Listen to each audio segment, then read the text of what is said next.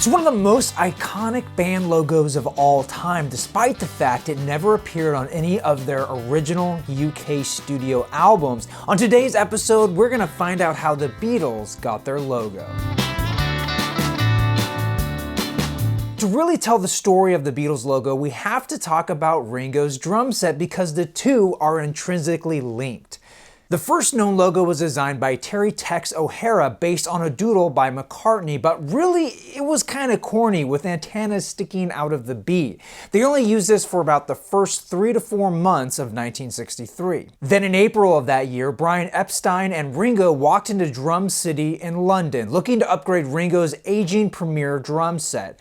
Ringo originally wanted a new one in all black, but he fell in love with the oyster black pearl drum kit made exclusively by Ludwig. And here's where our story gets a little sketchy. Depending on who you ask, you'll get a different account, but here's the gist. Brian didn't want to pay for the kit, but Drum City's owner Ivor Arbiter didn't want to give it away either, so the two of them struck a deal. In exchange for Ringo's old Premier kit, which by all accounts wasn't very good, they would get the new drum set with the stipulation that the Ludwig logo stay on the bass drum head. Arbiter had recently become the exclusive retailer for the brand in London, and he wanted the promotion even though the Beatles weren't very well known at this time. Although Ringo tells a slightly different story. I was in a store, we went in, I wanted that kit, the guy went to rip off the Ludwig sign, and I said, don't be crazy, leave that on, and the rest is history. Either way, the important part is that Brian asked for the Beatles name to be on the front as well. Arbiter drew up a couple of different designs, with Brian's only instruction is that it needed to emphasize the word beat in their name. Arbiter did this by making the B much larger than the rest of the letters and accentuating the tail of the T. And pretty much on the spot, Ringo and Brian approved the logo. Although I should say that the Beatles roadie at the time, Mal Evans, says there was a bit more back and forth between all 4 members and Drum City before the logo was approved. Arbiter then hired Eddie Stokes to paint the logo, and I believe Eddie added his own creative touches to the final design. All in all, Drum City only charged the Beatles £5 for the artwork. Now, some have pointed out that the design of the T is very similar to the T used in the first editions of Tarzan and the Apes. It's possible that they were influenced by it, but it's hard to say for certain. In the end, both Stokes and Arbiter share credit for the final design. Ringo took possession of the drum kit on May 12, 1963, just in time for their first headlining appearance on the TV show Thank Your Lucky Stars.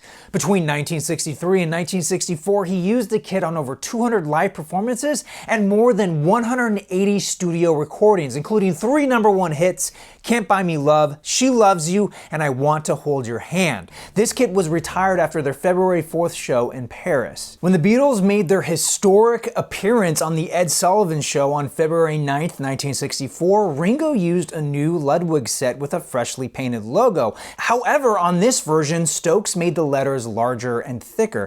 And this would be a trend that would continue through the years, and by the end of the Beatles' career, Ringo used 4 different oyster black pearl Ludwig kits with 7 different skins, and since each skin was hand-painted, over the years, the logo morphed and changed. Now, the official logo used today is an amalgamation of all these different iterations. Of course, now it's hard to imagine there was a time when the Beatles didn't use this logo on their albums, and yes, it's true it did appear on the inside cover of Beatles for Sale. However, that was a picture of Ringo's drum kit, so I don't really count it. The point is, it really didn't stick until years later, and now you can't get away from it. It's just funny how something so iconic had such a happenstance beginning.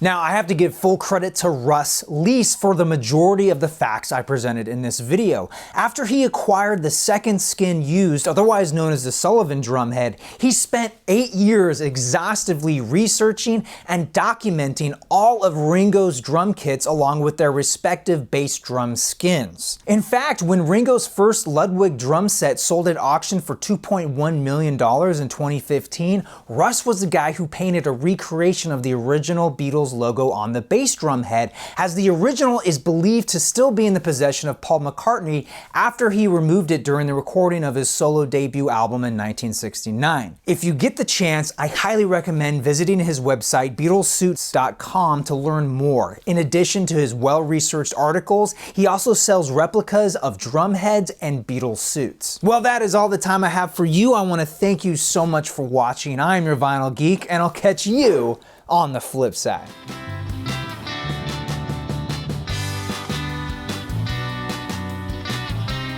Hey everyone, thanks again for watching this video. Be sure to check out my Beatles playlist if you haven't already, and if you liked what you saw, be sure to hit that subscribe button as it really helps this channel grow.